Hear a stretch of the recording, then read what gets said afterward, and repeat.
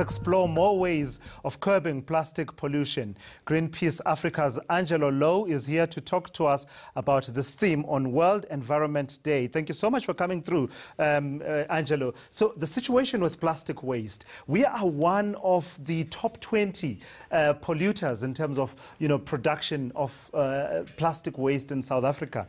How bad is the situation in as far as our production of plastic waste, and which one is more common?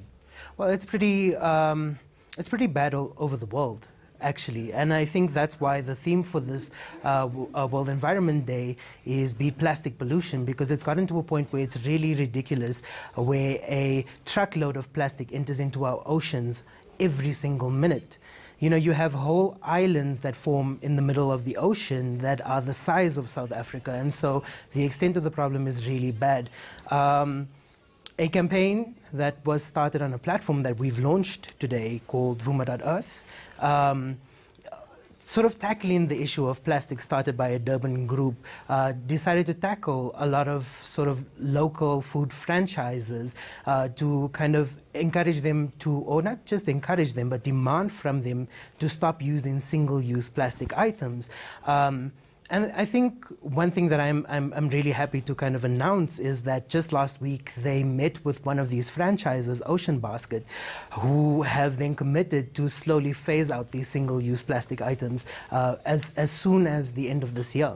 Yeah, in fact, this whole issue around single-use plastic is a big deal, isn't it? I mean, I didn't realize, I'm not someone who uses a lot of plastic, but I didn't realize that actually I do, because there's a lot of things that I don't consider to be plastic that actually are plastic, that ends up outliving the duration of 20 minutes or so of use and end up staying either in the dumps or in the ocean.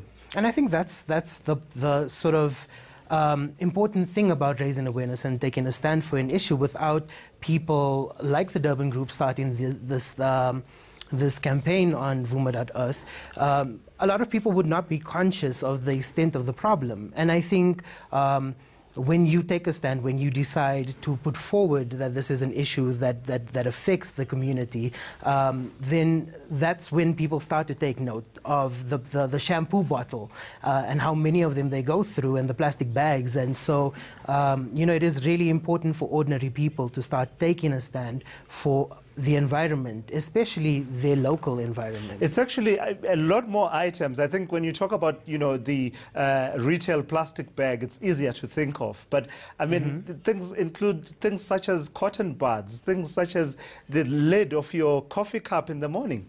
Oh yes, and I think that's why the Break Free from Plastics campaign from this group of volunteers was so specific to target those franchises, was so that they could decrease the demand of plastic on the bigger producers. One of the sort of criticisms that people have come out to say is that these local franchises are not the actual people who are producing the plastic, but if you decrease the demand for their plastic items, you would sort of gauge it's supply and demand.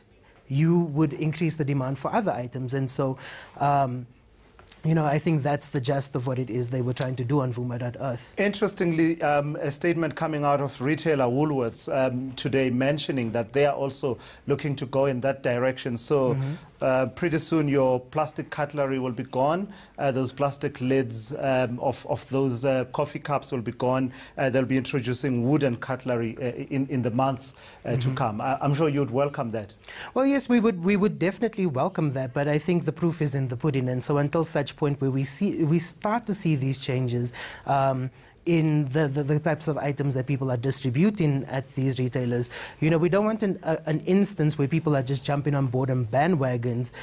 We really want real commitment, and so absolutely. If they are committed to the cause, then that's obviously welcome. How well are we doing in terms of recycling, the recycling sector in South Africa, Angelo? Because, you see these guys that push trolleys up and down, and, for many motorists, it's almost like, these guys are a hazard on the road, but actually they perform an important function, don't they? Well, those guys do perform an important function. The unfortunate thing is that you would only get them in Johannesburg. That's a very regionally specific thing. In fact, only 10% of the actual plastic that exists in the world ever gets recycled. So recycling is not really an option. In fact, a lot of companies use recycling to greenwash, their messaging to say, well, these products are recyclable.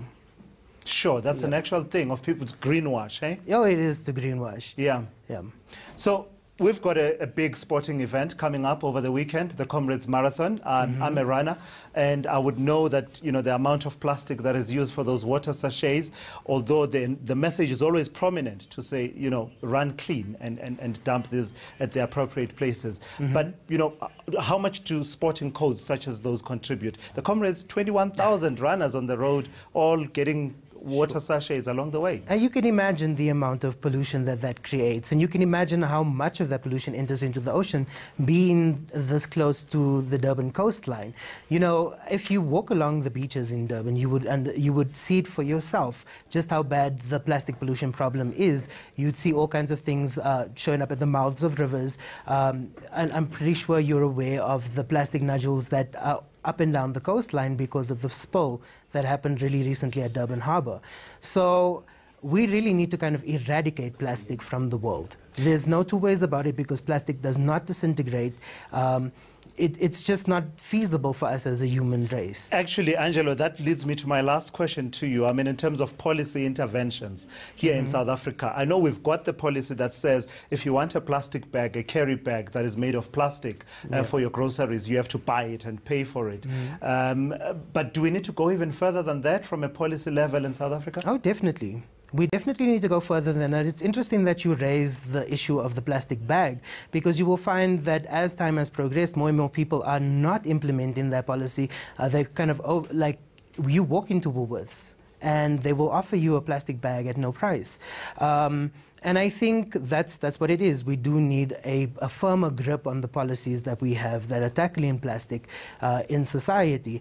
But what we can do as sort of ordinary citizens to be able to curb this is that we need to stop supporting these businesses that do, and we need to start refusing the plastic bags that they offer us.